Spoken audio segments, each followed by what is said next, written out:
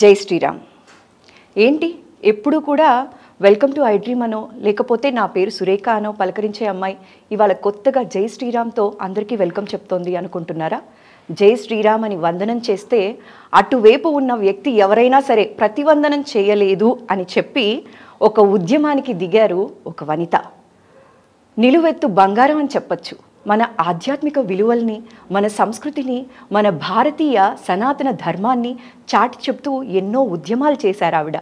రూపాయి కాసంత బొట్టు, చక్కటి చీర కట్టుతో ఎప్పుడూ కూడా అందరికీ ఎలా బ్రతకాలి మన సనాతన ధర్మాలు విలువల గురించి చెప్తూ ఉంటారు. ఆధ్యాత్మిక మేళవింపుతో ఆవిడ చిరునవ్వుతో అందరినీ పలకరిస్తూ ఉంటారు. భారతీయం ఇంటి పేరుగా మార్చుకున్న మన భారతీయం సత్యవాణి గారితో ఇవాళ మనం మాట్లాడబోతున్నాం. జై శ్రీరామ్ అమ్మ. జై శ్రీరామ్ అమ్మ. జై శ్రీరామ్ అనే పదానికి ప్రతివందన చేయలేదు అని చెప్పి అవతల ఒక గవర్నర్ ఉన్నప్పటికీ కూడా వారి మీద ఉద్యమానికి దిగి నవయుగ ద్రౌపదిగా మారి నేను అయోధ్యలో శిలాన్యాసం చేసే వరకు ముడి వెయ్యను అని చెప్పి శపథం చేశారు కదమ్మా. అవునమ్మా. కలియుగంలో కూడా శపథాలు చేస్తారా అని చెప్పి మీలాంటి వాళ్ళని చూసాకే నాకు తెలిసింది. నాకు తెలిసి కలియుగంలో శపథం చేసిన ఒకే ఒక నారీమణి మీరే అయి ఉంటారమ్మా. అంతేమ్మా. ఏ శపథమైనా ఒక ఆవేదన నుంచి, ఒక ఆవేశం నుంచి పుట్టుకొస్తుంది. అంటే ఆవేదన వెనుక కొంత అర్థం కూడా, పరమార్థం కూడా ఉంటేనే కదా వచ్చేది. అవునా కదా? అందుకని ఆ సిచ్యువేషన్లో కలిగినటువంటి సన్నివేశాన్ని బట్టి నాకు కలిగినటువంటి ఆవేదనతో కూడిన ఆవేశం నా చేత పని చేయించింది. అమ్మ, ఆవేదనతో కూడిన ఆవేశం అని అంటున్నారు, కానీ చాలామంది సనాతన ధర్మం పైన ప్రేమానురాగాలు ఉన్నప్పటికీ కూడా ఎక్కడో వెనకడుగు వేస్తూ ఉంటారమ్మ. ఎందుకు అంటే ఝాన్సీ రాణి లక్ష్మీబాయి ఎదురింట్లోనో పక్కింట్లోనో ఉంటే చాలా బాగుంటుంది, మన ఇంట్లో ఉండకూడదు. ఎందుకు, నీకు అవసరమా ఉద్యమాలు ఇవన్నీ అంటూ ఉంటారు. అయితే మీరు, నాకు తెలిసి మీ అనుభవం అంత లేదమ్మా, మా వయసు ఎన్నో సంవత్సరాల నుంచి మీరు ఇలాంటి సేవలు ఉద్యమాలు ఎన్నో చేస్తూ ఉన్నారు కదా. అయితే మీ ఇంట్లో ఎవరు కూడా మిమ్మల్ని ఆపలేదమ్మా? ప్రోత్సహించారా అందరూ కూడా? ఆపలేదమ్మా, అది పూర్తిగా ప్రోత్సహించారు. బహుశా ప్రోత్సహించటం వెనుక ఒక గొప్ప అనుగ్రహం ఉంది. ఆ అనుగ్రహమే నడిచే దైవం పరమాచార్య గురువు శ్రీ శ్రీ శ్రీ చంద్రశేఖరేంద్ర సరస్వతి మహాస్వామి వారి యొక్క అనుగ్రహం ఆశీస్సులు. అమ్మ, గురు బ్రహ్మ గురు విష్ణు గురు సాక్షాత్ పరబ్రహ్మ అంటారు. మీకు గురువుగారు అంటే ఎంత అభిమానం అంటే ప్రతి ఇంటర్వ్యూలో వారి పేరు తలవకుండా మీరు అసలు మాట్లాడిన రోజే లేదు. ఎంత బాగా గమనించావు తల్లి. అంతే కదమ్మా, మాటకి ముందు ఆయన్ని తలవకుండా ఉండరమ్మా. అసలు ఆయన్ని తలుచుకోగానే మీ కళ్ళంబట నీళ్ళు ఏంటమ్మా?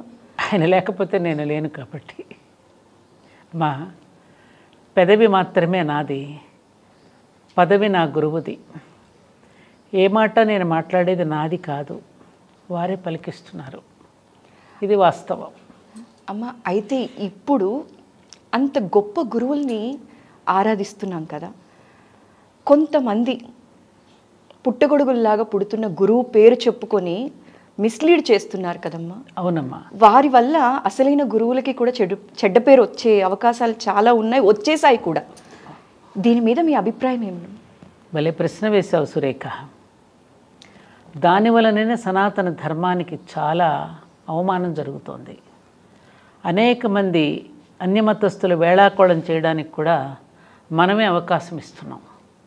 ఎందుకనంటే మన వేద వాంగ్మయం ఏదైతే చెప్పిందో ఆ వాంగ్మయాన్ని సరిగ్గా అవగాహన చేసుకోకపోవడం వల్ల, అర్థం చేసుకోకపోవడం వల్ల, ఎవరికి వారికి తోచినట్టుగా నిర్వచనాలు చెప్పుతూ ఉండడం వల్ల ఈ ప్రమాదాలు జరుగుతున్నాయి.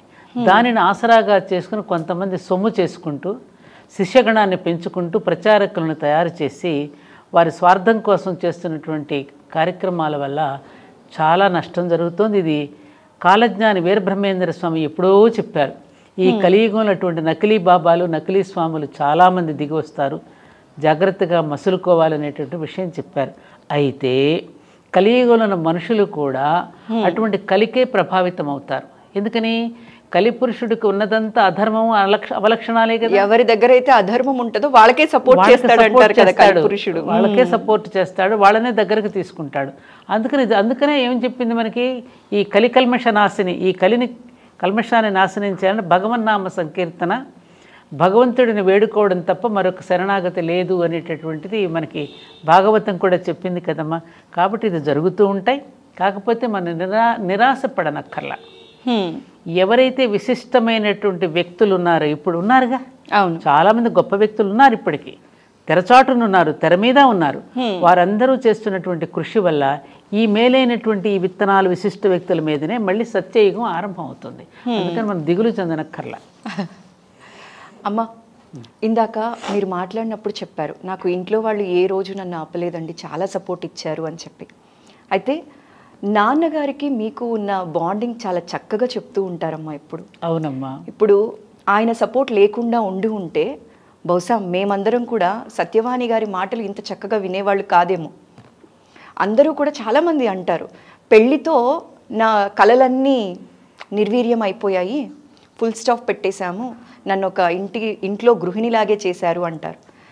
ప్రతి ఒక్కళ్ళు చెప్పేది ఏంటి అంటే, ఒక మగవాడి సక్సెస్ వెనక ఒక ఆడది ఉంటుంది అంటారు. కానీ ఒక ఆడది సక్సెస్ అవ్వాలి అంటే వెనక మగాడి సపోర్ట్, ఎగ్జాక్ట్గా చెప్పాలి అంటే భర్త సపోర్ట్ చాలా అవసరం అంటారు.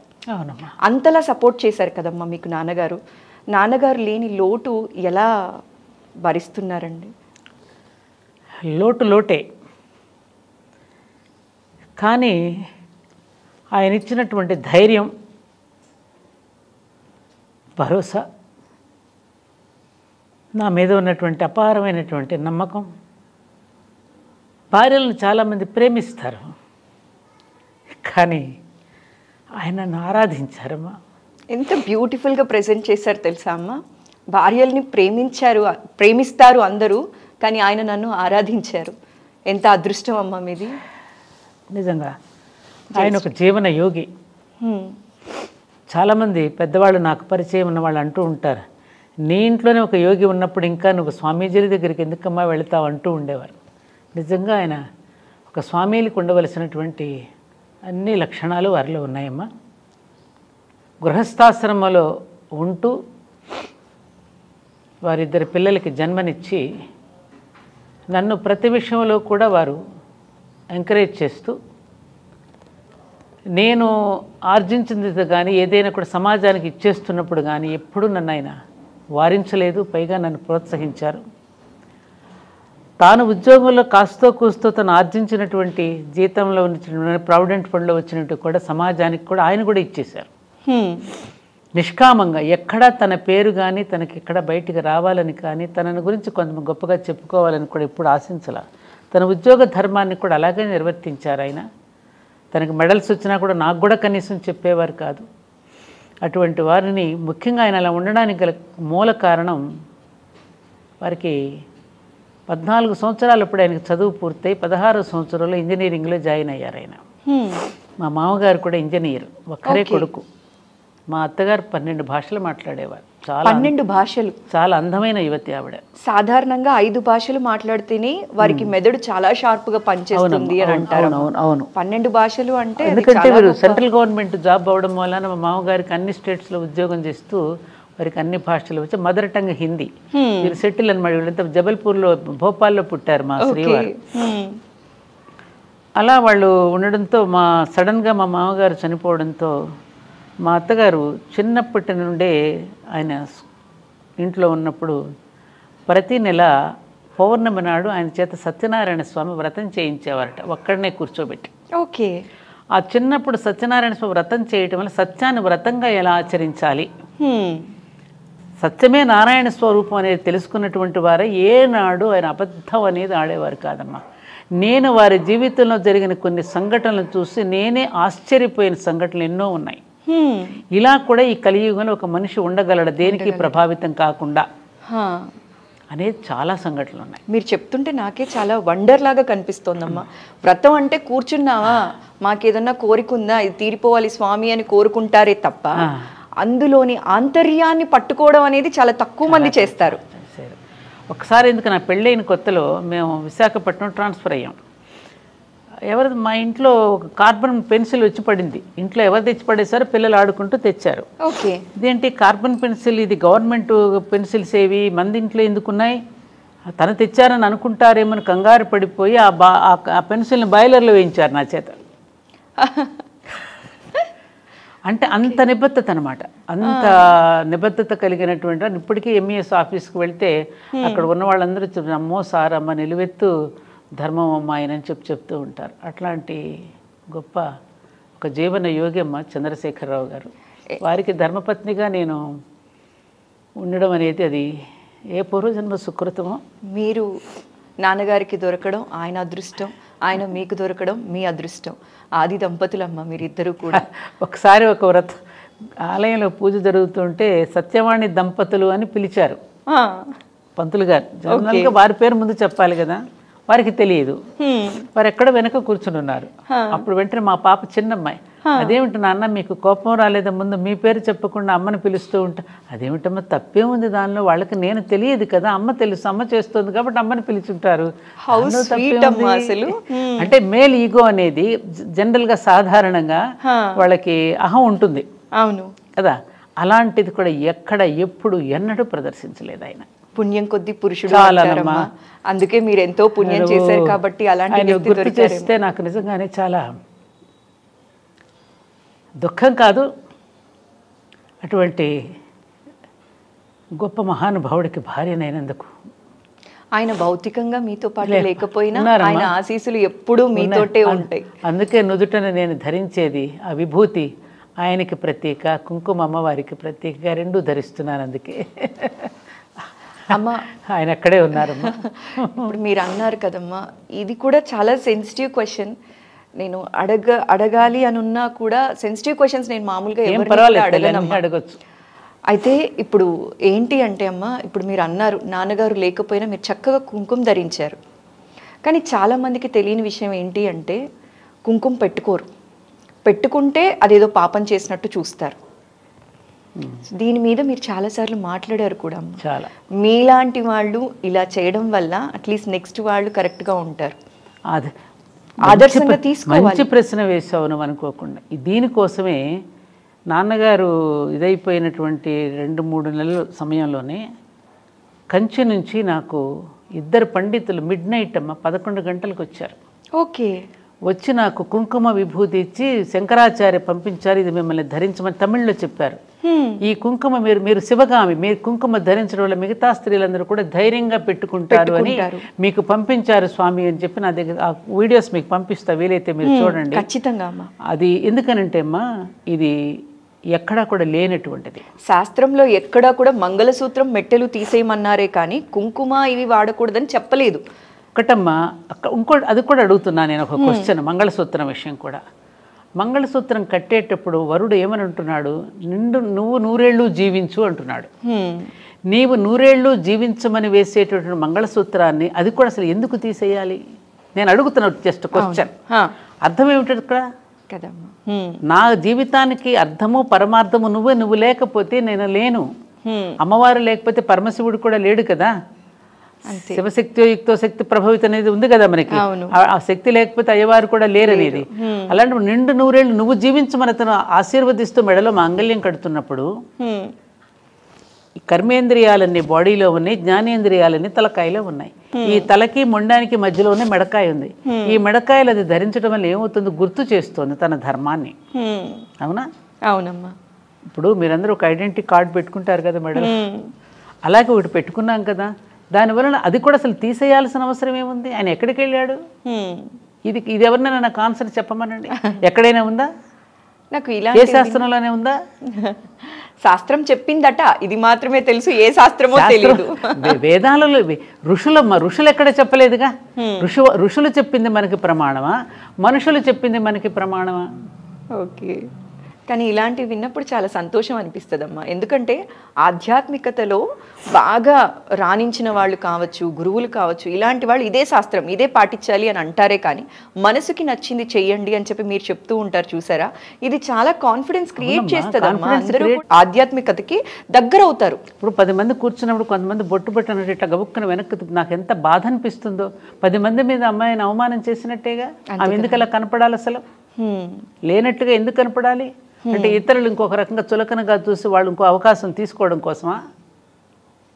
మగ దిక్కు లేరు అనుకున్నప్పుడు వాళ్ళ మీద దాడి చేయడం కోసమా ఇదన్నీ ఎందుకు పెట్టారు? ఇది కరెక్ట్ కాదు కదా. గంగా భగీరథి సమానురాలని చెప్పి ఆవిడని సంబోధించారు కదా. గంగ అంతటి పవిత్రురాలని చెప్పారు కదా. అవును. పసుపు ఎంత పవిత్రమో అది అంతే పవిత్రం కూడా పసుపు అక్కర్లేదు ఆవిడకి. ఇప్పుడు మెట్టెలు ఎందుకు పెడుతున్నారు? సంతాన ఉత్పత్తికి కావలసినటువంటి ఒక సిస్టమ్, నర్వస్ సిస్టమ్ అక్కడ ఉంది కాబట్టి, దాని వెనక ఒక సైన్స్ ఉంది కాబట్టి ఇంక అక్కర్లేదుగా. ఇక గర్భసంచితో సంబంధం లేదు కాబట్టి తీసేశారు. అలాగే గాజులు కూడా ఎందుకు వేసుకుంటున్నారు? ఈజీ డెలివరీ కోసం అని చెప్పి మన పెద్దవాళ్ళు ఆ నరాలని ఆ విధంగా ఒత్తిడి జరుగుతూ ఉన్నప్పుడల్లా గర్భసంచి చక్కగా విచ్చుకుని బేబీ ఈజీగా సులభంగా ప్రసవం అవ్వడానికి కావలసిన సైన్స్ను పెట్టారు. ఇంకా అది లేనప్పుడు అక్కడ ఎందుకు తీసేసింది అని తనకు తానుగా తీసిందాన్ని ఎవరో బలవంతంగా తీయడం ఎందుకు? ఉంచుకోవాలంటే ఉంచుకుంటుంది, తీసేయాలంటే తీసేసుకుంటుంది. అది ఇష్టం వాళ్ళది, ఇష్టం వాళ్ళది. వయసును బట్టి. ఎందుకంటే కొన్ని పద్ధతులు, కొన్ని నియమాలని సమాజ హితం కోసమని కొన్ని పెడితే దాన్ని ఛాందసంగా తీసి ఆయన అవమానపరచమనా? ఎంత చక్కగా మాట్లాడారమ్మా. ఇది కదమ్మా మా జనరేషన్కి కావాల్సింది. అదమ్మా, తోటి స్త్రీలను అవమానించడానికా ఇది పెట్టింది? అవమానించేది శాస్త్రం ఎలా చెప్తుందమ్మా? అది శాస్త్రం ఎలా అవుతుంది అవమానించినప్పుడు? అలాంటి శాస్త్రాలు నాకు అక్కర్లేదన్నాడు స్వామి వివేకానంద కూడా. మనుషుల్ని దగ్గర చేసేది శాస్త్రం అవుతుంది తప్ప దూరం చేసేది శాస్త్రం అమ్మా. మనిషిని బాధ పెట్టేది, మనసుని బాధ పెట్టేది. ప్రవాహంలో రెండు కట్టెలు కలుస్తున్నాయమ్మా, మళ్ళీ అదే ప్రవాహంలో 2 కట్టెలు విడిపోతున్నాయి అంతే. ఇందులో ఏముంది విచిత్రం? కలిసి జీవించాం, మళ్ళీ విడిపోతాం. పైగా ఎందుకు విడిపోతాం? ఇక్కడ ఒక్క విషయం తెలియాలి మనకి. ఇవాళ ఉన్నటువంటి సమాజానికి తెలియవలసిన విషయం ఏంటంటే, భారత స్త్రీ యొక్క గొప్పతనం. తనకంటే వయసులో పెద్దవాడిని వివాహం చేసుకుంటుంది. ఎందుకు? అప్పటికే ఆవిడ మెంటల్లీ మెచ్యూర్ అయి ఉంటుంది. చేసుకోవడం ద్వారా తను ముందు వెళ్ళిపోతాడు. తను ఎందుకు ఉండాలి ఇక్కడ? పిల్లల కోసం ఉండాలి. ఓకే. అందుకు ఆవిడ సిద్ధపడి ఆ అవమానాలు భరించి కూడా ఈ భూమి మీద ఉంటుందంటే ఆవిడకి 2 చేతులు ఎత్తి నమస్కరించొద్దమ్మా. ఆ స్త్రీకి ఖచ్చితంగా నమస్కరించాలా లేదా? ఆవిడ అవమానిస్తావా, నమస్కరిస్తావా? ఇంత త్యాగం చేసి ఇంత ఇదిగా ఉండి భూమి మీద అన్ని బిడ్డల కోసం ఉంటున్నప్పుడు ఆవిడ మరింత ప్రేమగా చూసుకోవాలి, మరింత గౌరవంగా చూసుకోవాలి కదా. ఆవిడకి మరింత ఆదరణ ఇవ్వాలి కదా. అలా ఆదరించవలసిన స్త్రీని అవమానపరిస్తే అది శాస్త్రం ఎలా అవుతుంది?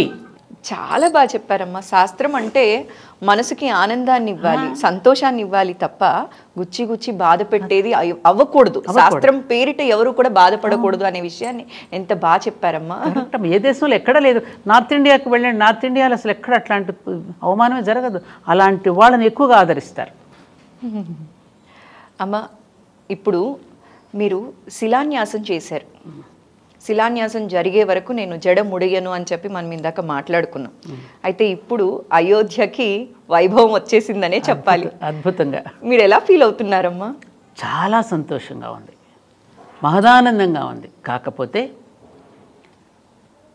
అది రేపు ధర్మోద్ధరణకి ఏదైతే మనం శంకుస్థాపన చేసుకున్నామో ఆ రోజున ధర్మోద్ధరణ కోసం శంకుస్థాపన జరిగింది. ఓకే. ఎందుకంటే ఇది కలియుగం, ఇందాక అనుకున్నాం కదా.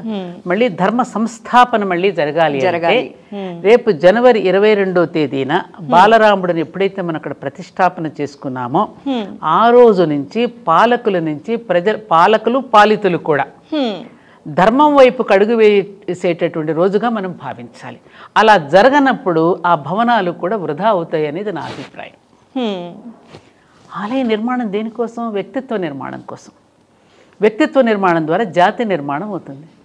జాతి నిర్మాణమే కదమ్మా కావాలి. ప్రపంచం శాంతిని కానీ దేన్నైనా సుఖాన్ని కానీ పొందగలిగేది. కాబట్టి అటువంటి దిశగా మనం వెళ్ళగలగాలి అనేటటువంటిది నా యొక్క కోరిక. తప్పకుండా అదే జరుగుతుందని మనం ఆశిద్దాం.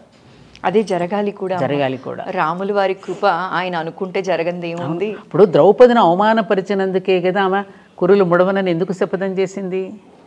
మళ్ళీ ధర్మ సంస్థాపన కోసం స్త్రీని ఎక్కడైతే అవమానపరుస్తారో అలా అవమానపరచకూడదనే కదా సీతమ్మని అవమానపరిచినప్పుడు యుద్ధం జరిగింది, ఒక స్త్రీ ద్రౌపదిని అవమానపరిచినప్పుడు యుద్ధమే జరిగింది. ఇప్పుడు కూడా అంతేగా మన భారతదేశంలో కూడా ఎంతమంది స్త్రీలు అవమానపడుతున్నారు. ఆనాడు ఒక్క ద్రౌపది ఉంటే ఇవాళ వాడవాడలా ద్రౌపదులు ఉన్నారు, వాడవాడలా సీతమ్మ తల్లులు ఉన్నారు దేశంలో. మరి అటువంటి పసిపిల్లల మీద కూడా అత్యాచారాలు జరుగుతున్నాయి. మళ్ళీ ధర్మ సంస్థాపన అక్కడ జరగకపోతే ఆలయాన్ని మరి ఏం చేస్తారు, వేళాకోళం చేయబడదు, హేళన చేయబడదు. అసలు ఎట్లమ్మా ఈ కలియుగంలో మనం చూసినట్లయితే మీరు అన్నట్లు చిన్నపిల్లల మీద అత్యాచారాలు ఇలాంటివన్నీ చూసినప్పుడు విన్నప్పుడు ఎలా అనిపిస్తుందమ్మా? వీటిని ఏం చేస్తే తగ్గించగలం అంటారు? బోల్డ్ అని చట్టాలు వచ్చాయి, పోలీస్ వాళ్ళు ఇవ్వాల్సిన సెక్యూరిటీ ఇస్తున్నారు, అవేర్నెస్ ఉంది, కంటికి రెప్పలా కాపాడుకుంటున్నారు పిల్లల్ని కావచ్చు అమ్మాయిల్ని కావచ్చు. అయినా కూడా ఇవేవో రోజు రోజుకి అత్యాచారాలు అనేవి పెరుగుతూనే ఉన్నాయి. సో ఎట్లా తగ్గుతుంది? దీనికి కారణం ఒకటే సురేఖ, మనకు ఆర్ష వాంగ్మయం ఏదైతే ఉన్నదో, మన ఋషులు ఏదైతే దర్శించి మనకు అందించారో ఏమ్మా, ఏదైతే అందించి ఒక జీవన విధానాన్ని మనకి ప్రవేశపెట్టి ఒక ఏర్పాటు చేసి ఒక మార్గాన్ని వేసి వెళ్ళారో, ఆ మార్గం నుంచి మనం దారి తప్పేశాం, దారి తప్పిపోయాం, తప్పిపోయాం. దేశం అంటే ఏమిటి? దేవుడు. ప్రజలంటే ఎవరు? దేవతలు. దేవతలే దారి తప్పేశారు. దేవతలే దారి తప్పేస్తే ఏమవుతుంది? సృష్టికే ప్రమాదం కదా, ప్రపంచానికే ప్రమాదం కదా. అలా ఆ వాంగ్మయం ఏదైతే మనకు అందించారో దానిని మనం పక్కకు నెట్టేశాం, పక్కకు పెట్టేశాం. పాఠ్యాంశాలలో లేదు, తల్లిదండ్రులు పిల్లలకు బోధించేటువంటి పద్ధతి లేదు, ఇంగ్లీషు చదువుల కోసం పరుగులు పెడుతున్నాం, డాలర్లు సంపాదించడానికే మానవ జన్మ అన్నట్టుగా మనం ప్రవర్తిస్తున్నాం, కుటుంబ భాష పిల్లలకు నేర్పట్లేదు, రూపాయి విలువని గురించే చెప్తున్నాం. దాని వలన ఇవన్నీ కూడా వస్తున్నాయి. కాబట్టి మళ్ళీ ఆర్ష వాంగ్మయాన్ని మళ్ళీ మనందరం బూజు దులిపి అవన్నీ కూడా చదివి దాని పరమార్థాన్ని నేటి తరానికి చెప్పగలిగి వెళ్తే మళ్ళీ దారిన పడుతుంది. ఇప్పుడు చూడండి, నిన్న నేను చూశాను ఒక సీరియల్లో, రాధాకృష్ణ సీరియల్లో, శ్రీకృష్ణుడు కొడుకు సాంబ, వాడి తల్లి జాంబవతి తండ్రికి చెప్పకుండా చాటుమాటుగా అన్ని ఇస్తూ ఉంటుంది, అన్ని శక్తులు వాడికి ప్రసాదిస్తూ ఉంటుంది. వాడి చివరికి ఏంటి, గారాభంగా పెరిగి తల్లి దగ్గర ఎలా అయితే ధృతరాష్ట్రుడు కనుక దుర్యోధనుడికి ఎట్లయితే ఇచ్చాడో అలా నేర్పి చివరికి శ్రీకృష్ణుడిని చంపడానికి తయారవుతాడు, దుర్మార్గుడిగా రూపొందుతాడు. మరి ఇది వాళ్ళ నేటి పిల్లలకి చెప్పాలిగా, రేపు తల్లులు తెలుసుకోవాలిగా. ఎక్కడ తెలుసుకుంటున్నారు? ఈ కథలు ఎక్కడ వినపడుతున్నాయి మనకి? అక్కడక్కడ పాపం చాలామంది ప్రవచకులు చెప్తున్నారు, చాలా ప్రయత్నాలు అయితే జరుగుతున్నాయి, మనకంటే విదేశాల్లో ఎక్కువ ప్రయత్నాలు జరుగుతున్నాయి. మన విలువ మనకి తెలియడం, అక్కడ వాళ్ళు మన సంపదని బాగానే వాడుకుంటున్నారు. ఇప్పుడు సీతమ్మ అంటుంది, ఆ చాకలివాడు, అయ్యో నా వల్ల నేనమ్మా ఇదంతా జరిగింది, నన్ను క్షమించమంటే, భద్రా నీ తప్పు కాదయ్యా, ఈ సమాజంలో నువ్వు కూడా ఒక భాగమే, ఈ స్త్రీని ఎలా గౌరవించాలో ఈ సమాజం నీకు నేర్పలేదు కాబట్టి తప్పు చేశావు అనింది.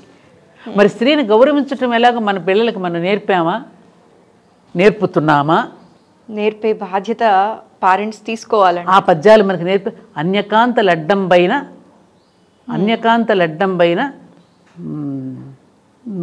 తొలగువాడు, పక్కకు తొలిగేవాడు, అట్లా వెళ్ళిపోయేవారు కదా. వివాహిత స్త్రీలను చూస్తే నమస్కారం చేసేవారు. వివాహిత స్త్రీలను అనబడేటట్టుగా మనం ఉంటున్నామా అమ్మా?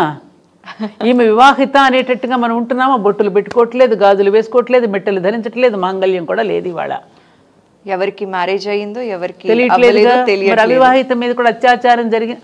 అట్లా అని నేను పొరసగా చెప్పడంలా, అలాంటి వాటికి అవకాశం మనం ఎందుకు ఇవ్వాలి అంటున్నాను నేను.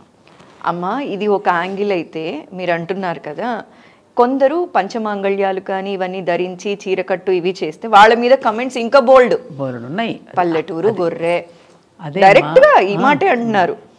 దానికి తోడు అట్లాంటి మాటల్ని మరీ మీడియాలో కూడా సినిమాల్లో కూడా ప్రోత్సహిస్తున్నారుగా, కొన్ని కొన్ని కార్యక్రమాల్లో వేషధారణలపై వాటిని ఎంటర్టైన్మెంట్గా చూస్తున్నారుగా. నేను మంచి మాటలు ఎంత చెట్టు కింద కూర్చుని ఒక్క రూపాయి ఖర్చు లేకుండా చెప్తాను రండి అంటే రారు. నువ్వు అదే ఒక ప్రోగ్రామ్ని కనుక ఎంటర్టైన్మెంట్గా బూతు పదాలతోనూ ద్వంద్వార్థాలను చేస్తే దానికి మిలియన్స్ పీపుల్ చూస్తున్నారు. ఎగ్జాక్ట్లీ. ఎక్కడ తప్పు జరుగుతోంది? సెన్సేషన్కి చూస్తున్నారా, సెన్స్ని పెంచేవి చూస్తున్నారా? జనాలకి కావాల్సింది అదేమో అనిపిస్తుంది. సెన్స్ అక్కర్లా, సెన్సేషనల్ న్యూస్ కావాలి. ఎగ్జాక్ట్లీ. మరి అలాంటప్పుడు ఎలా? ఎక్కడ మారాలి, ఎవరు మారాలి, ఈ మూలం ఎక్కడుంది? ఇది శోధించాలి సురేఖ. ఆ మూలాన్ని ఛేదించి ఎక్కడ మూలంలో తప్పు జరుగుతుందో మూలాన్ని పరిశుద్ధం చేస్తే అప్పుడు మిగతా శాఖలన్నీ పరిశుద్ధం అవుతాయి. మీరు అన్నారు తల్లిదండ్రులు పిల్లలకి చెప్పాలి, కూర్చోబెట్టాలి అని. తల్లిదండ్రులకే టైం లేదు. మా పిల్లల మంచి జీవితం కోసం మేము పరిగెడుతున్నాం అండి, సంపాదిస్తున్నాం అంతే తప్ప ఇక్కడ సంస్కారం నేర్పిస్తున్నారు కాదమ్మా. గ్రాండ్ పేరెంట్స్గా మాలాంటి వాళ్ళమే గ్రాండ్ పేరెంట్స్గా పిల్లలకి చెప్తే కూడా పేరెంట్సే అంటున్నారు ఈ కాలం ఇంతేనమ్మా, ఈ కాలం పిల్లలు ఇంతే, నువ్వు అనవసరంగా కోప్పడకు అనేటువంటి పరిస్థితులు వచ్చినాయి. భలేవారు. గ్రాండ్ పేరెంట్స్ ఉన్న వాళ్ళని అదృష్టవంతులుగా పరిగణించాలి. న్యూక్లియర్ ఫ్యామిలీస్ అయిపోయాయి అన్ని. అక్కర్లే, వాళ్ళు ఓల్డ్ ఏజ్ హోమ్స్ ఉన్నాయిగా. గ్రాండ్ పేరెంట్స్ అంటే ఎవరు కూడా అలో చేయట్లేదు. అసలు ఏం మాట్లాడాలో మనకి తెలీదు. ఈ టాపిక్స్ మాట్లాడితే ఎటో వెళ్ళిపోతాం ఇక. అమ్మా, మీరు గోహత్య మహాపాపం అన్న విషయం మనందరికీ తెలిసిందే. అయితే భారతదేశంలో గోహత్యలు పెరుగుతున్న సమయంలో రోజుకి కొన్ని వందల్లో జరిగాయి. ఆ టైంలో మీరు ఒక ఉద్యమం చేసి జైలుకు కూడా వెళ్ళారు కదమ్మా. అవునమ్మా. ఇది చాలా తక్కువ మాట్లాడలేదు, మీరు ఎక్కడా కూడా మాట్లాడలేదు. అవునమ్మా. అసలు అంటే ఉద్యమాలు, ఆడవాళ్ళు ఉద్యమాల వరకు చేయడమే ఒక లెవెల్, బయట రావటం, మాట్లాడడం. ఉద్యమం చెయ్యాలంటే మీరేం ఆలోచించరమ్మా, ఇలా వెళ్ళిపోతారా? నాకున్నది సురేఖ, అది బలహీనతో తెలియదు, బలమో తెలియదు. చిన్నప్పటి నుండి కూడా ఎక్కడైనా ఒక అక్రమ అన్యాయం చిన్నప్పుడు కూడా ఏదైనా ఊళ్ళో కూడా ఏదైనా జరుగుతుంది గబుక్కు నేను పరిగెత్తేదాన్ని. ఓకే, అదేమిటో మరి భగవంతుడు నాకు ఆ ప్రవృత్తి పెట్టాడు. దానివల్ల చాలా ఇబ్బందులు కూడా ఉంటాయి, చాలా ఇబ్బందులు ఎదుర్కోవాల్సి వస్తుంది. అలా తొందరగా ప్రతిస్పందించేస్తాను దేనికైనా. ఇప్పుడు ఆవిడ నమస్కారం చేయలేదని నేను ప్రతిస్పందించడం ఎందుకు?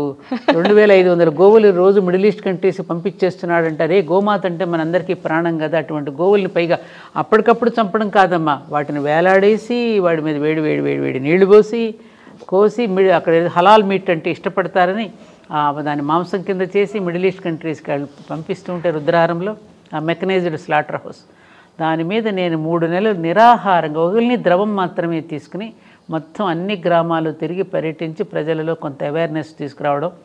అక్కడ 700 మంది పోలీసులు ఉండగా నేను వెళ్ళి అక్కడ ధ్వజం పెట్టాను. 700 మంది పోలీసులు పహారా పెట్టారు అప్పుడు. అప్పుడు నేను బస్సులో వెళుతూ కనుక అక్కడికి వెళ్ళినందుకు నన్ను అరెస్ట్ చేసి అప్పుడు 4-5 డేస్ ఉన్నట్టున్నాను, గుర్తులేదు ఎన్ని రోజులు. అమ్మ, మానసికంగా అది చాలా పెద్ద క్షోభ కదమ్మా. నేను మంచి చేస్తే నాకు ఎందుకు ఇలాంటివన్నీ? ఇప్పుడు చాలా మంది సబ్జెక్ట్ మాట్లాడగలిగే శక్తి ఉంటుంది, సనాతనం పైన వాళ్ళకి చాలా పట్టు ఉంటుంది, కానీ ఎందుకు మాట్లాడదాంలే, మనం ఒకటి మాట్లాడితే 10 అంటారు. గరికపాటి గారి లాంటి వారి పైన, చాగంటి గారి పైన ఇలాంటి వాళ్ళనే వదలలేదమ్మా. చూడమ్మా, వాళ్ళు లిటరలీ ప్రెస్ మీట్ పెట్టి కళ్ళంబట నీళ్లు పెట్టుకుని సారీ చెప్పారు. అవునమ్మా. అలాంటివి చూసిన తర్వాత ఎవరు వస్తారమ్మా ముందుకి మాట్లాడటానికి? మీరు కూడా అలాంటి ఉద్యమాల్లో పాల్గొన్నప్పుడు చాలా ఎమోషనల్ ట్రామా ఫేస్ చేసి ఉంటారు. ఎప్పుడైనా అనిపించిందా అమ్మ ఎందుకు నాకు ఇవన్నీ? ఒక్కసారి మాత్రం నేను చాలా బాధపడ్డాను. ఎప్పుడంటే అది మీకు గుర్తు చేస్తున్నాను. అయోధ్య రామ జన్మభూమి విషయము, అల్ కబీర్ మెకనైజ్ స్లాట్ మీద ఉద్యమం చేసినప్పుడు నేనేమి జైల్లో కూడా నేను చేస్తే జైలర్స్ అందరూ లోపల వచ్చి కూర్చుని నా చేత సత్సంగం చేసుకునేవారు. అవన్నీ గుర్తుని శివాభిషేకం చేయించారు. ఒక మాట అన్నారు తల్లులు, ఎంత గొప్ప సంస్కారం అమ్మ. మా మీద కూడా చాలా అభాండాలు మోపబడి వచ్చిన వాళ్ళ స్త్రీలు వచ్చిన, కానీ మేము జైలు ఎంతైనా మేము పడతాం తల్లి, నువ్వు మాత్రం సుఖంగా ఉండాలమ్మా, నువ్వు ఆరోగ్యంగా ఉండాలమ్మా, నువ్వు జాగ్రత్తగా వెళ్ళి రామన్న సాగనంపింది మాత్రం నేను మర్చిపోలేనమ్మా. వాళ్ళ సామాన్య స్త్రీలమ్మ వాళ్ళంతా. వాళ్ళ మీద ఇట్లాగే అభియోగాలు మోపబడి వచ్చిన వాళ్ళే పాపం. నిజంగా నేరం చేసిన వాళ్ళు తక్కువ, నేరం చేయని వాళ్ళు కూడా ఉన్నారు. వాళ్ళందరూ కూర్చుని కాసేపు అలా భజన చేయటం అవన్నీ చేశాను నేను అక్కడ.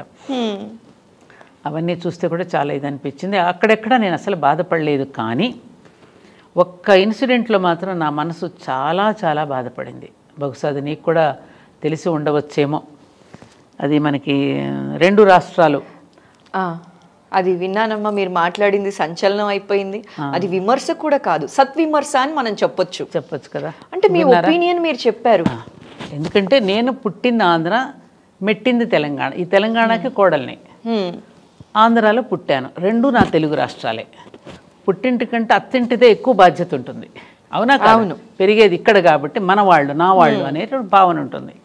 అప్పుడు నేను ఆ ఉద్దేశంతో నేను చాలా చక్కగా సంబోధిస్తూ, తమ్ముడు అంటూనే సంబోధిస్తూ, ఇలా వద్దు అని చెప్పి మహాభారతాన్ని కొంచెం సమన్వయపరుస్తూ 2 రాష్ట్రాలు మనం విడిపోవద్దు, మీరు 15 సంవత్సరాలు మనమే పరిపాలించుకుందాం, కానీ ఇలా విడిపోవచ్చాం అనేటటువంటి అపప్రద మనం తెచ్చుకోవద్దు అనేది నేను ప్రేమపూర్వకంగానే చెప్పాను తప్ప నేను వేరేగా ఎక్కడ విమర్శించడం కానీ ఎవరిని తిట్టడం కానీ, నాకు తెలంగాణ ప్రజలంటే చాలా ప్రేమని కూడా చెప్పాను. నిజంగా నాకు చాలా ప్రేమ, ఎందుకంటే నిష్కల్మషంగా ఉంటారు వాళ్ళు.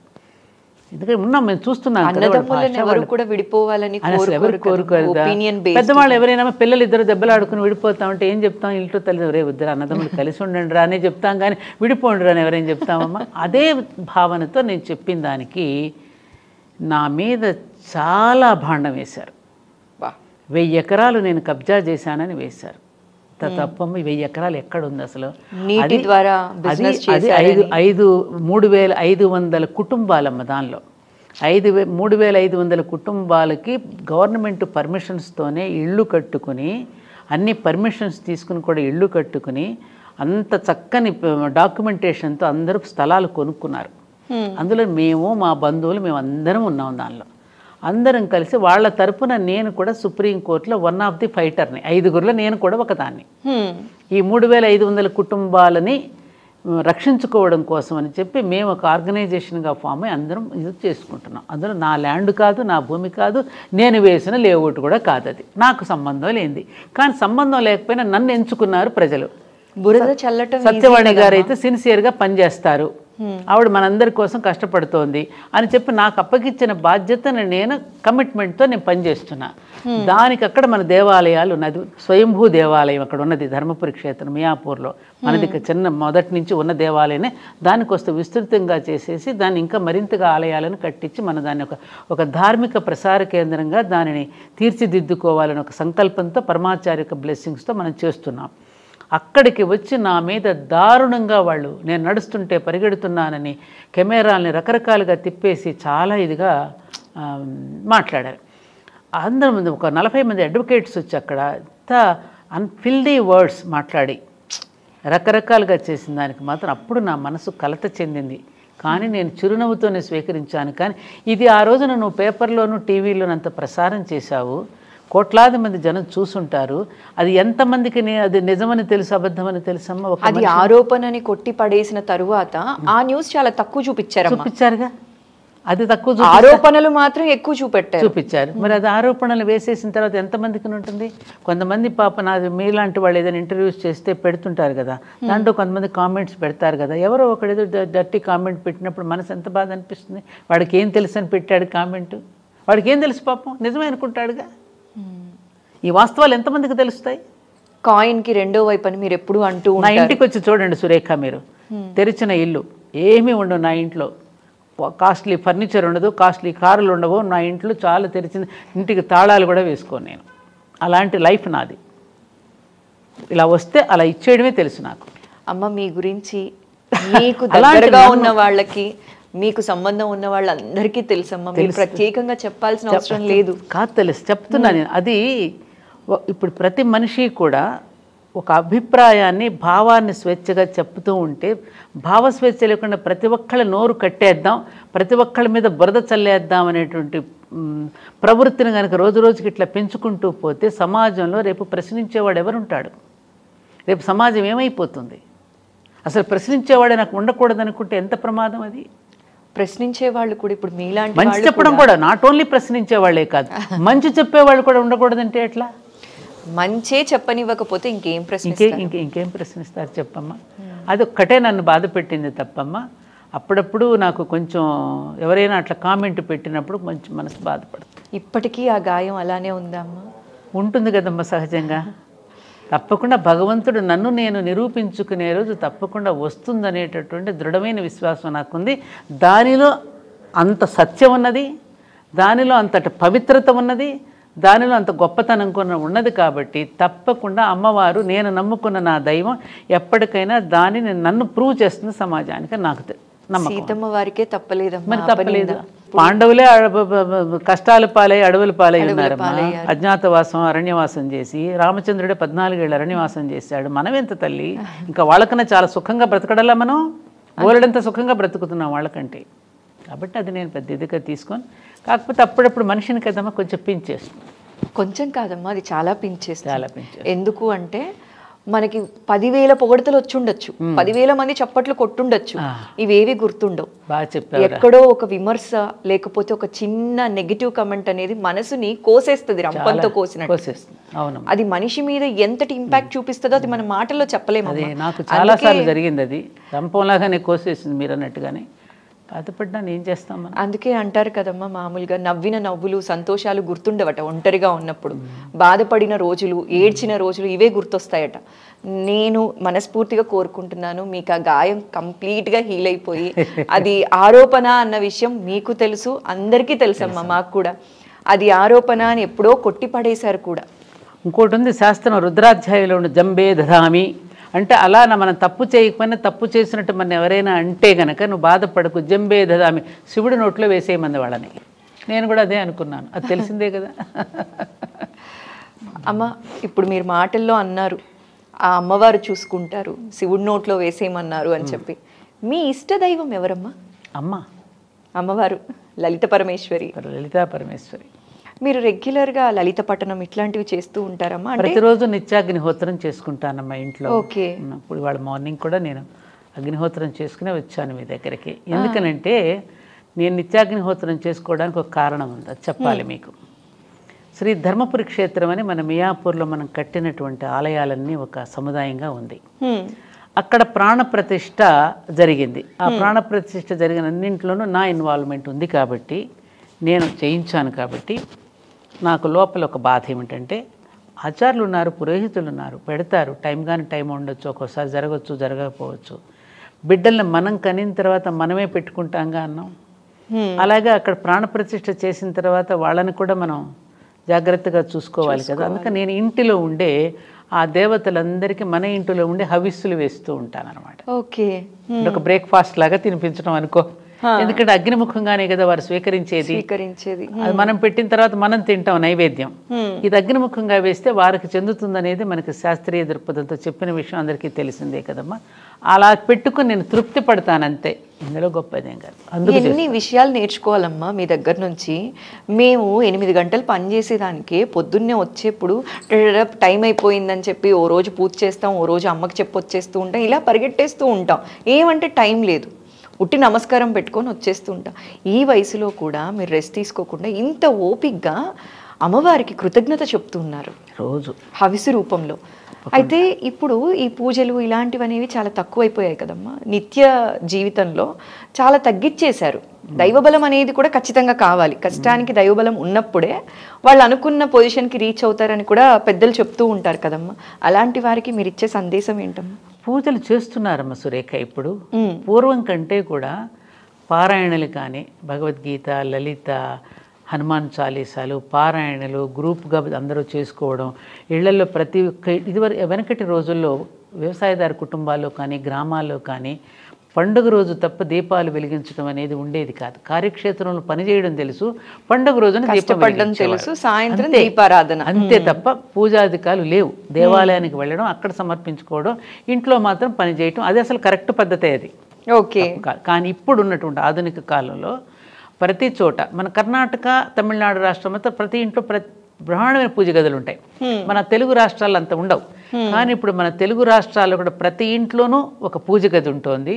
బాగా మంచి ఫోటోలు అయ్యి పెట్టి రోజు నిత్యము ఆరాధన, నిత్యము పూజలు ఇప్పుడు ఎక్కువ అయ్యాయి.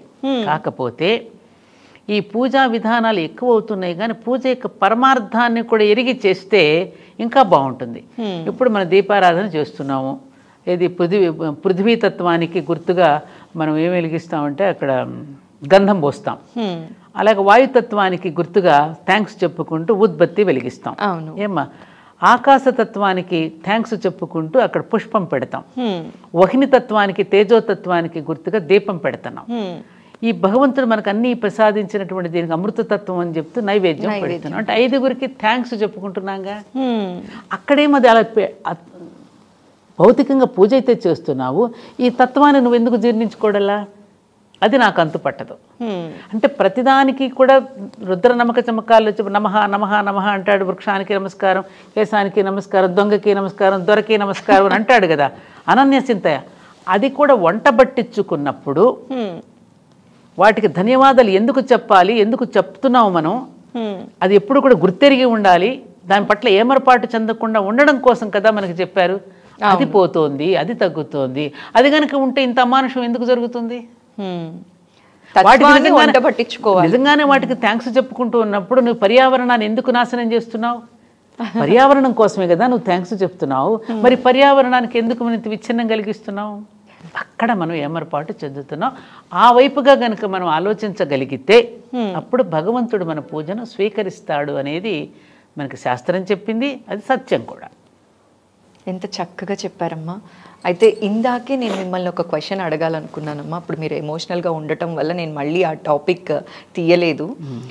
మీరు నాన్నగారి విషయం చెప్తూ కూడా చాలాసార్లు చెప్పారు, మీకు మీ మధ్య బాండింగ్ అందరికీ తెలిసిందే, మిమ్మల్ని దగ్గర నుంచి చూసిన వాళ్ళకి కావచ్చు, ఇలా చాలామందికి తెలుసు. అయితే ఈ మధ్యకాలంలో ఆ బాండింగ్ నిజంగా లేదమ్మా. లేదు. ఎందువల్ల అయి ఉండొచ్చు అంటారు? ఆ బాండింగ్ పెరగటానికి మీరు ఇచ్చే సలహా ఏంటమ్మా? ఏంటంటే అమ్మా, ఒకప్పుడు సరైన వయసులో వివాహాలు జరిగాయి. తల్లిదండ్రులు చక్కగా అన్ని వైపులా చూసి వివాహాలు చేసేవారు. అప్పుడేమయ్యేది, ఆ వివాహాలు ముందుగా మనసులు పెనవేసుకునేవి. ఇప్పుడేమవుతోంది, మనసులు పెనవేసుకోవడం పోయి శరీరాలు పెనవేసుకోవడం మొదలైంది. అందుకే అంటారు పాశ్చాత్యులకి వివాహం అంటే 2 జీవితాల కలయిక కాదు, 2 శరీరాల కలయిక. భారతీయులకి 2 జీవితాల కలయిక. Marriage is not for recreation, it is for creation అన్నారే. ఈ దాంపత్య యజ్ఞం అనేటువంటి సృష్టి నిలవడానికి భగవంతుడి చేత ఏర్పాటు చేయబడింది అనే సత్యం ఇప్పుడు పిల్లలకి ఎవరు చెప్తున్నారు?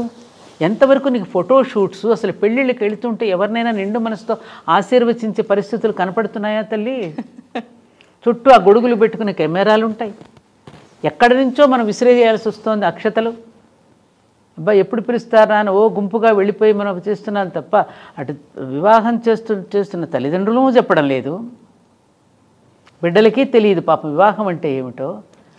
ఆ ఫోటోషూట్స్కి, ఈ భోజనాలకి, ఈ హడావుడికి, ఈ ఈవెంట్ మేనేజర్స్కి ఇస్తున్నటువంటి ప్రాధాన్యత రేపు జీవితంలో దాంపత్య జీవితాన్ని అనుభవించవలసినటువంటి వాళ్ళకి, 75 సంవత్సరాల జీవితాన్ని పంచుకోవలసినటువంటి వాళ్ళకి మనం ఏం చెప్తున్నాం?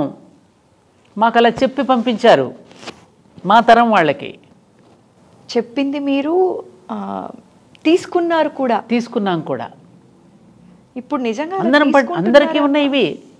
ఈవెన్ ఎవ్వరు కూడా ఇందులో కూడా తక్కువేం కాదు. అందరికీ పెళ్ళి అయిన కొత్తలో ప్రతి ఇంట్లోనూ ఒక అమ్మాయి ఒక చోట నుంచి మరొక ఇంటికి వెళ్ళినప్పుడు ఆ వాతావరణానికి అలవాటు పడడానికి అందరికీ సమయం పడుతుంది. అప్పుడు మా అమ్మ వాళ్ళు ఏం చెప్పేవారు, ఈ మొక్కని ఇక్కడి నుంచి మరొక చోటకి మార్చినప్పుడు ఆ వాతావరణానికి అలవాటు పడి ఆ మొక్క మళ్ళీ చిగురించడానికి సమయం పడుతుందమ్మా. అలాగే మేమందరం కూడా అనుభవించాము, మీరు కూడా అనుభవించండి, తర్వాత మీరే చూస్తారు, ఓర్చుకుంటే ఓరుగల్ల పట్టణం లభిస్తుందమ్మా అని చెప్పేవారమ్మ వాళ్ళు. ఇప్పుడు నా బిడ్డ కష్టపడ్డం ఎందుకు, వచ్చేయమ్మా. అదే జరుగుతోందిగా ఇప్పుడు. అందులో ఒకళ్ళిద్దరు ఉన్నారు, షేర్ చేసుకోవడానికి 10 మంది పిల్లలు లేరు ఇవాళ, ఒకరినొకరు ఆదుకోవడానికి చెప్పడానికి. అది ఇంకా అయిపోయింది. అందులో బాగా అనుకోకుండా అనవసరపు డబ్బు ఒకటి వచ్చేస్తుంది అందరికి, ఈజీ మనీ వచ్చేసింది, జీతాలు పెద్ద పెద్దగా ఉంటున్నాయి, అందుకని నాకుండగా నేను సంపాదించుకుంటాను ఇంకా నాకేంటి అనేటటువంటి ఇది వచ్చింది. ఈగోస్. ఇది తెలియకపోవటం వల్ల జీవితపు విలువ. సీతాదేవికి పెళ్ళి నిశ్చయం అయిపోయి జడేస్తుంటుంది సునయన. జడేస్తుంటే అప్పటి వరకు ఇట్లాగే జుట్టు ఆడుకుంటూ పాడుకుంటూ చిన్న కన్నెపిల్లగా ఉంది కదా జుట్టు మామూలుగా వేసుకుని, అమ్మ ఎప్పుడు వేయలేదు, వాళ్ళు ఎందుకు ఇట్లా జడేస్తున్నావు అని అంటుంది. ఎంత బాగా చెప్పించారంటే దానిలో, చూడమ్మా నువ్వు ఇక్కడ నుంచి మరొక ఇంటికి వెళ్తున్నావు కదా, అక్కడ అనేక రకాలుగా ఉంటారు వ్యక్తులు, వాళ్ళందరినీ ఇక్కడ ఒక్కొక్క పాయని నేను ఎట్లా అయితే నేను శృతి కలుపుతూ నేను అల్లుతున్నానో అలా కుటుంబంలోని ప్రతి వ్యక్తితో వాళ్ళు అల్లుకుపోవడానికి గుర్తుగా నీకు జడ వేస్తున్నానమ్మా అని చెప్తుంది. ఓ ఎంత చక్కగా చెప్పారు అసలు. ప్రతి వెంట్రుకని కూడా మనం దువ్వేటప్పుడు పిల్లలకి అంతే కదా, అన్నింటినీ కలిపి ఒక ముడేస్తాం కదా, అట్లాగే కుటుంబం అంతటినీ కలిపి ఒక చోట ముడి వేయడం కోసం జడ వేసుకున్నప్పుడల్లా ఆ మాట గుర్తొస్తుంది. అలా చెప్పి అలా ఎవరు చెప్తున్నారు ఇప్పుడు? ఎవరు చెప్తే ఎవరు స్వీకరిస్తున్నారు గనక. అంటే ఆ నకారాత్మకమైనటువంటి భావాలు ఎక్కువగా పెరిగిపోతున్నాయి, సకారాత్మక భావాలు తగ్గిపోతున్నాయి. నెగటివ్లో దృష్టిలోనే చూస్తున్నారు, ఇటు పాజిటివ్ దృక్పథంలో చూడటల్లా. అమ్మ కోప్పడుతుందమ్మా, అత్తగారు చెప్తారు, అమ్మ చెప్పినప్పుడు నువ్వు పాజిటివ్గా తీసుకుంటున్నప్పుడు అదే అత్తమ్మ భర్తను నీకు పేగుని పంచి ఇచ్చింది నీకోసం అని చెప్పి ఒక మంచి విషయాన్ని చెప్తే ఆ కుటుంబాన్ని తరతరాలకి కూడా సాంప్రదాయాన్ని నిలబెట్టడానికి ఆ ఇంటి పద్ధతుల కోసం అని చెప్పి చెప్తాం మనం ఎవరమైనా. అవును. దాన్ని ఏం చేస్తున్నారు వీళ్ళు నెగటివ్గా తీసుకుంటారు. ఇప్పుడు అత్తగారులు అలా లేరుగా, ఎడ్యుకేటెడ్ అయ్యారుగా ఇప్పుడు. ఆ రోజుల్లో అత్తగారులు అంటే నిజంగానే బాధలు పెట్టారు, బాధలు పడ్డాం, అందరికీ ఉన్నాయి అవి. అది తీసుకునేటటువంటి దీంట్లో వస్తుంది అనమాట. పెళ్ళి అంటేనే చీకట్లో బాణమమ్మ, కాకపోతే చిన్న చిన్న వాటికి కూడా విడిపోకుండా దాన్ని కలిసి మెలిసి ఉంటే బాగుంటది అని చెప్పి మీ ద్వారా చెప్పాలి అనుకున్నానమ్మా, చెప్పించాలి అనుకున్నాను. అమ్మ ఇంకొక చిన్న పర్సనల్ క్వశ్చన్ అమ్మ, మళ్ళీ తప్పలేదు తల్లి అడుగమ్మా. అమ్మ నాన్నగారి గురించి మనం మాట్లాడాం. నాన్నగారికి మీకు మధ్యనున్న బాండింగ్, మీకు పిల్లలకి మధ్యనున్న బాండింగ్ ఎలా ఉండేదమ్మా? మీరేమో ఉద్యమాలని అటు ఇటు ఎప్పుడు బిజీగానే ఉండేవాళ్ళు ఎక్కువ. సో ఎలా బ్యాలెన్స్ చేశారమ్మా? పిల్లల్ని ఎలా చూసుకునేవాళ్ళు? మీ ప్రొఫెషనల్ లైఫ్ని ఎలా మేనేజ్ చేసేవాళ్ళు? ఇక్కడ ఒకటి వచ్చిందమ్మా, పిల్లలు మిమ్మల్ని బాగా మిస్ అయ్యారా? చాలా మిస్ అయ్యారు. అప్పుడు మీకేం అనిపించలేదమ్మా? అంటే ఫస్ట్ ఇప్పుడు బాధపడుతున్నా. ఇప్పుడు బాధపడుతున్నారు. ఇవాళ నాకు మిగిలి ఉన్న బాధ అదొక్కటే. ఎందుకనంటే నాకు ఎప్పుడు కూడా జగమంత కుటుంబం నాది అనుకునే భావన నాది. నాది కొంచెం ప్రేమతత్వం, అందరినీ ప్రేమించే హృదయం నాది. ఎవరిని త్వరగా నేను తిరస్కరించను. నన్ను అవమానపరిచిన వాళ్ళని కూడా ప్రేమిస్తూనే ఉంటా. నాకున్నటువంటి స్వభావం ప్రవృత్తి. మా అమ్మ కూడా చిన్నప్పుడు అనేది ఇలాగే. అయితే ఈ విషయంలో ఏమిటంటే 2 బాటిల్స్ 1 కార్క్ ఉంటే ఏమవుతుంది? 2 సీసాలకి ఒకటే మూత. ఒకదానికి పెట్టాల్సి వస్తుంది, ఒకదానికి పెట్టకపోతే అందులో ఈగలు పడతాయి. ఇందులో పెట్టకపోతే ఇందులో ఈగలు పడితే, అందులో పడితే ఇందులో ఈగలు పడతాయిగా. ఈ రెండింటిని బ్యాలెన్స్ చేసుకోవటం అనేది కొంచెం కష్టతరమైన విషయమే. అందులో నాకు ఈ పాజిటివ్ థింకింగ్ ఇదంతా ఎక్కువగా ఉండడం వల్ల మా పిల్లలు చాలా నష్టపోయారని నేను గట్టిగా ఒప్పుకు తీరవలసిందే. నష్టపోయారు. ఎందుకంటే వాళ్ళకి మంచి తెలివితేటలు ఉన్నాయి, సామర్థ్యం ఉంది, మంచితనం ఉంది, నాలెడ్జ్ ఉంది. వాళ్ళకున్నటువంటి రంగంలో వాళ్ళని ఇంకా మళ్ళీ తీసుకుని వెళ్ళి నేను ఇంకా రాణించేటట్టు కనుక చేయగలిగితే వాళ్ళ సొసైటీలో నా పిల్లలిద్దరూ కూడా మంచి టాప్ దీంట్లోనే ఉండేవారు. అది నేను చేయలేకపోయాను. అది నిజంగా అంటే ఒక రకంగా వాళ్ళ జీవితాలని వాళ్ళు ఎలా చేస్తే వాళ్ళ జీవితాలు ఇంకా బాగా పైకి వెళ్ళగలిగారు అనే విషయంలో నేను నిర్లక్ష్యం చేశానా, శ్రద్ధ పెట్టలేకపోయానా అనేది అప్పుడప్పుడు నన్ను బాధ పెడుతోంది. ఇది ఒక రకంగా నా బిడ్డలు నన్ను క్షమించడానికి తప్పేది. అయ్యో, క్షమించరాని తప్పు అనేది చాలా పెద్ద. వాళ్ళ జీవితాలని ఇది చేసుకునే హక్కు నాకు ఎక్కడదమ్మా? వాళ్ళని కూడా పట్టించుకోవాలి కదా. మహాత్మా గాంధీ పిల్లలు కూడా మహాత్మా గాంధీని తిట్టుకున్న వాళ్ళే. అంటే ఆయనతో పోలుస్తలేదు నేను. ఎందుకంటే ఇట్లాంటి కార్యక్రమాల్లో మనం పడిపోయినప్పుడు కొంత సమయం వాళ్ళకి మనం తక్కువగా ఇవ్వడం జరుగుతుంది. దానివల్ల కొంత వాళ్ళు నాకు చాలా సహకరించారు. నేను జీవితంలో రుణపడి ఉన్నాను అంటే నా బిడ్డలిద్దరికీ రుణపడి ఉంటాను. దానివల్ల మీకు మీ పిల్లలకి గ్యాప్ ఏమన్నా వచ్చిందంటారా అమ్మ? ఎప్పుడైనా కోపం ఇప్పటికీ అలా మాట్లాడటం? అప్పుడప్పుడైనా మాటల్లో పాపం నిరుత్సాహం వెళ్ళిపుచ్చుతారుగా. అలా నువ్వు ఆ రోజున అలా చేసుంటే మేము ఇలా అయ్యేది కాదు కదమ్మా అనేది ఉంటుంది కదమ్మా, సహజం కదా వాళ్ళకి. సహజం, నేను ఒప్పుకుంటాను, అది ఐ అగ్రీ. కానీ మీరన్నట్టు జగమంత కుటుంబం అని చెప్పి చాలా మందిని ఇన్స్పైర్ చేశారు, చాలా మంచితనాన్ని నేర్పించారు, సనాతన ధర్మాన్ని కాపాడారనే చెప్పాలి. భారతీయం అనేది మాకు నిలువెత్తు బంగారంలా మా ఎదురుగా ఇవాళ కూర్చున్నట్టు కనిపిస్తున్నారు. ఎందుకంటే మనం చెప్పేది ఒకటి చేసేది ఒకటి ఉండకూడదు. మనకు పెద్దలు ఏం చెప్పారు? మనం ఋషుల యొక్క సంతానం అన్నారు.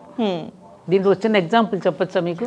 ఖచ్చితంగా అమ్మ, చెప్పండి. ఒక రాజుగారి దగ్గరికి ఒక సన్యాసి దర్శించడానికి వెళ్తాడు. వెళుతుంటే ఆ భటులందరూ వచ్చి, రాజుగారు ఇప్పుడు మీకేం సమయం ఇవ్వరు, మీరు వెళ్ళి రావచ్చు అని చెప్పి ఆయనకి అపాయింట్మెంట్ ఇవ్వకుండా పంపిస్తారు. ఓకే. పంపిస్తే అతను వెళుతుంటాడు, ఆయన సోదరుడు వచ్చి వెళ్ళాడని చెప్పండి అని చెప్తాడు ఈ సన్యాసి. ఓకే. ఈ మాట వెళ్ళి రాజుగారికి చెప్తారు, మీ సోదరుడు అండి వచ్చి వెళ్ళాడు అని. రాజుకు కోపం వచ్చి, నాకు సోదరుడా? నాకెవరు లేరే, మా అమ్మకి నేను ఒక్కడనే కదా, నాకు సోదరుడు అని చెప్పింది ఎవరబ్బా, పిలుచుకురండి, అతన్ని నిలదీసి అడుగుతాను అని చెప్పి కోపంగా చెప్పిస్తే వాళ్ళు మళ్ళీ వెనక్కి పిలిచి తీసుకొస్తారు. ఇప్పుడు రాజుగారు, ఏమిటయ్యా నాకు సోదరుడు అని చెప్పావంట, ఏ విధంగా నాకు సోదరుడు అవుతావు నువ్వు అని అడిగారు. అడిగితే అయితే రాజుగారు నేను ఒక 3 ప్రశ్నలు వేస్తాను, చెప్పండి. ఆ ప్రశ్నలు ఏంటమ్మా? మిమ్మల్ని పుట్టించింది ఎవరు రాజుగారు అని అడిగాడు. ఓకే. పరమాత్మ. పరమాత్మ.